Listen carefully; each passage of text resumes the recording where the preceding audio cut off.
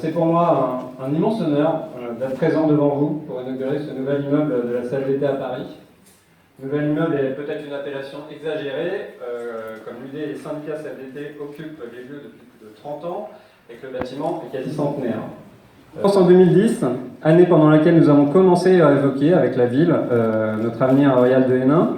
Notre interlocuteur politique était à cette époque Christian Sauter et la secrétaire générale de l'UD Sonia Buscarini, qui est ici. 24 structures CFDT étaient logées ici dans le cadre d'un bail classique qui arrivait à terme en 2013. Sur un sujet qui n'est pas notre cœur de métier, c'est peu de le dire, on décide tout de suite de l'habilitation.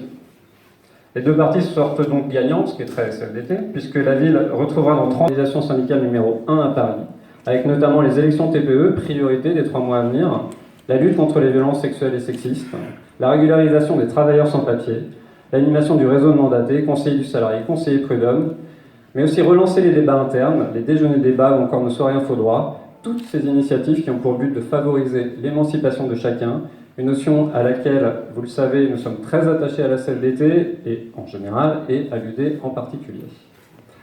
Au repli sur soi, un climat où les propos nauséabonds ne provoquent malheureusement pas assez de rejet, voire même une certaine acceptation, quand ils sont prononcés, peu importe par qui.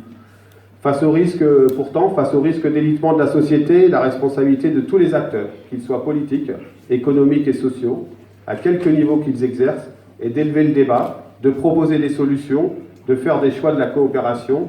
Le choix de la coopération est de s'engager.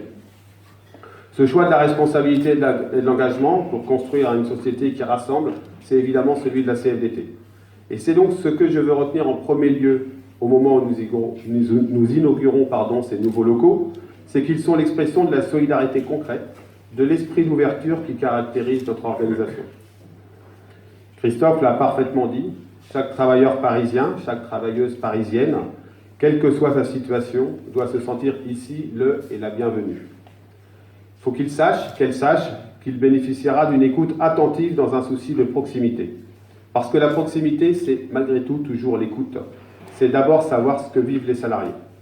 Et c'est d'ailleurs précisément pour leur donner la parole, c'est la petite page pub du moment, que nous lançons aujourd'hui même, nous en arrivons, nous venons de la lancer officiellement par une conférence de presse, une grande enquête participative que nous avons appelée Parlons Travail.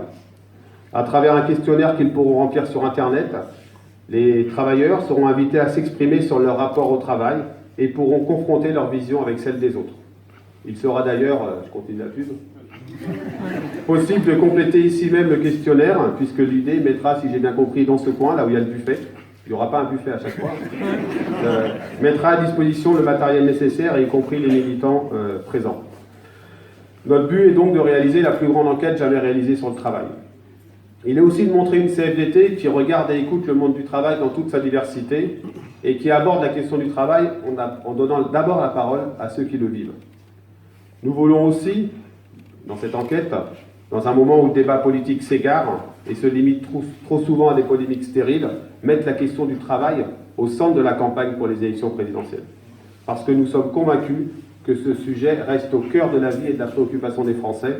Nous sommes aussi malheureusement convaincus qu'il est très souvent instrumentalisé et mis en difficulté. La CFDT a voulu ces nouveaux locaux pour son union départementale de Paris parce que la proximité, c'est être au cœur de la ville, dans un lieu accessible et accueillant. Je vais même vous faire une confidence. La première fois que je suis venu ici, quand je suis arrivé à la Confédération, je me suis dit, waouh, on pensait que c'était les anciens locaux à Nantes qui étaient les plus dégueulasses. Et en fait, on a été battus. C'est d'ailleurs le seul sujet sur lequel on a été battus en Loire-Atlantique par Paris. Mais c'est vrai qu'avoir un lieu accueillant, accessible et dans lequel il fait bon vivre pour les salariés et pour ceux qui y travaillent, ceux qui y militent, c'est extrêmement important.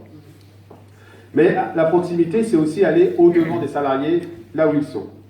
C'est ce que les militants de la CFDT essaient de faire quotidiennement sur les lieux de travail, dans les entreprises et les services publics et où ils sont présents. Dit autrement, je vais le dire sous forme de boutade, il y a aujourd'hui des locaux extraordinaires, je pense, et c'est extrêmement important pour ceux qui y travaillent. Mais il ne faut pas que ça provoque de l'embourgeoisement, il faut qu'on sache continuer à aller à l'extérieur, rencontrer les salariés. D'ailleurs, vous savez que bientôt, je serai présent avec vous pour le faire dans le cadre de la campagne TPE.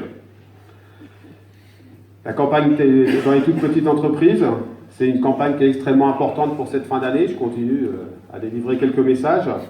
Je sais que vous allez vous y investir dans les rues de Paris au cours des prochaines semaines pour aller à la rencontre des salariés sur le terrain.